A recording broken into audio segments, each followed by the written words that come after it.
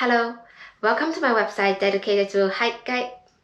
Today, we will learn a little about the history of Haikai and how it sparked the haiku genre.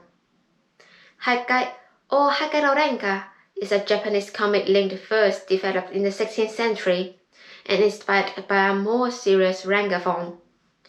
Haikai uses humor to deal with a variety of subjects, and is a collaborative form of poetry. It's all about collaboration. One person starts the poem, and others add on to create an ever-evolving poem. It became a popular social activity during the medieval period. Let us understand the structure of Haikai.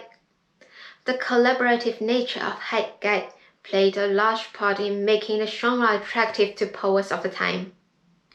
It starts with an opening verse called haiku, which consists of 3 lines that follow this structure: 5 syllables, 7 syllables, 5 syllables. Another author adds to the poem with 2 lines of 7 syllables each. Next poet repeats those 2 7-syllable lines and add another 3, 5, 7, 5. The structure repeats on and on. Of course, other rules may apply. For example, seasons may have to change with each new verse, or the poem cannot tell a story. The rules ensure that the poem flows well and is consistent throughout each verse. Now we got the structure. Let me talk about the history of Haikai. The earliest Haikai authors were Arichita Monitake and Yamasaki Sokun.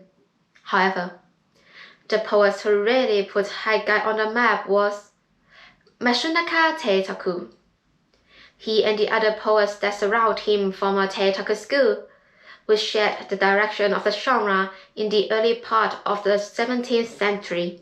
The rigid rules that guide the Haikai genre under the Teitoku school lead to an uprising of sorts. In 1673, a new school emerged, the Rin School, under the leadership of Nishiyama Soin.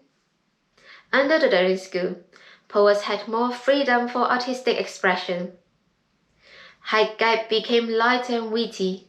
Ihara Saikaku was a notable figure in Haikai at the time. He was known for excelling in contests to see which poets could produce the most verses in an allotted time. His record was 23,500 verses, which he composed in a single afternoon and evening in 1684. Amazing!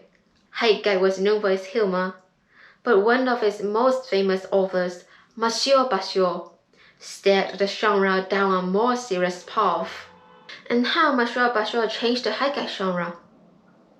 Matsuo Bashō was one of the most famous authors of the Haikai genre in the late 17th century, and one of the most well-known poets of the Edo period. Bashō made it his mission to transform Haikai into a literary genre. Today, his poetry is known all over the world. In Japan, his works are commemorated on traditional sites and monuments. From an early age, Bashō showed interest in poetry. Early on, he served as a teacher, but he gave up his profession to travel the country. His travels throughout Japan, particularly in the northern wilderness, inspired his writing.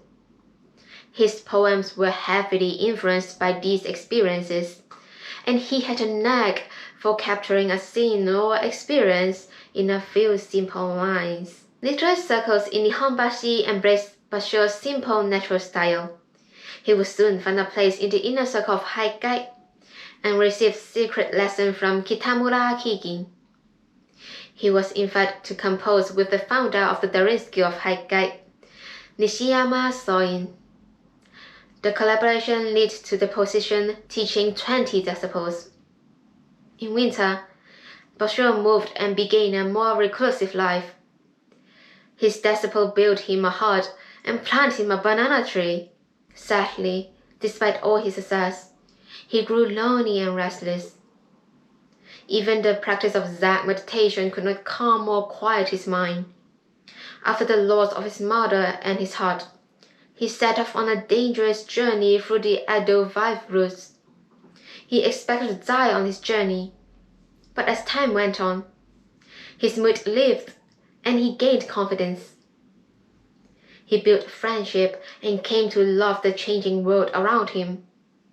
These experiences shaped his writing at the time. His work was more observant of the landscape surrounding him and less introspective as they once were. On his journey, he traveled to Mount Fuji, Kyoto, and Ueno. He returned to Edo in the summer of 1685 and began teaching once again.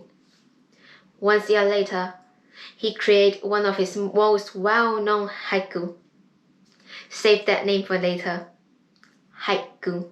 He would travel again before returning home again, just a few years before his death. Throughout his career, Bashō's poetry underwent several changes. In his early days, his work followed the Darin style. Over time and throughout his travels, his style changed as he experimented with traditional style. His haikai collections include Minashikuri, Fuyu no Hi, and Notarashi Kiko. Remember haiku I mentioned? How are haiku and haikai related? Well, haiku evolved from haikai, so the two genres are intrinsically linked. A haikai begins with an opening verse known as hokku or haiku. This verse has 17 syllables across 3 lines broken down as follows: 5 syllables, 7 syllables, and 5 syllables. It was Bashō who redefined this opening verse to create what is now known as the haiku. What about the style of haiku? A haiku is a 3-line descriptive poem meant to be read in a single breath. The goal is to capture a single, brief moment in time. Poets use colorful imagery to paint a picture of that moment.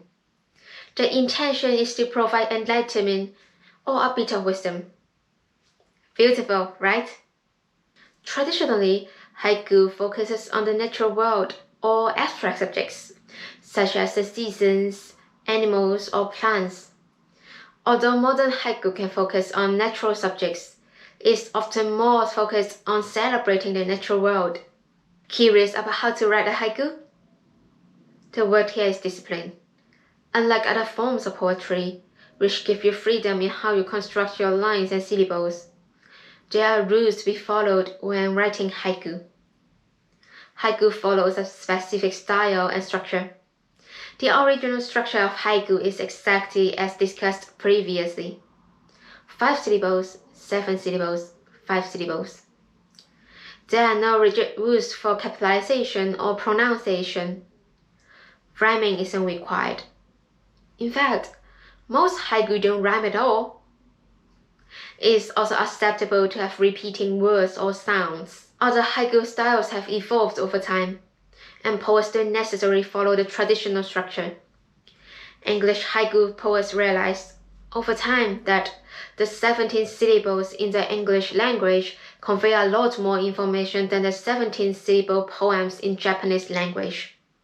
Modern haiku is often written in fewer syllables, but they still follow a 3-segment structure with a short, long, short syllable pattern. This has become known as free-form haiku. Other modern structure of English haiku are 2-3-2 and 3-5-3. Decide which type you want to follow. Consider experimenting each type to see which one best suits your writing style. You may find that shorter syllables help you better describe your subject and get your point across. When writing a haiku, consider a potential subjects you may want to focus on.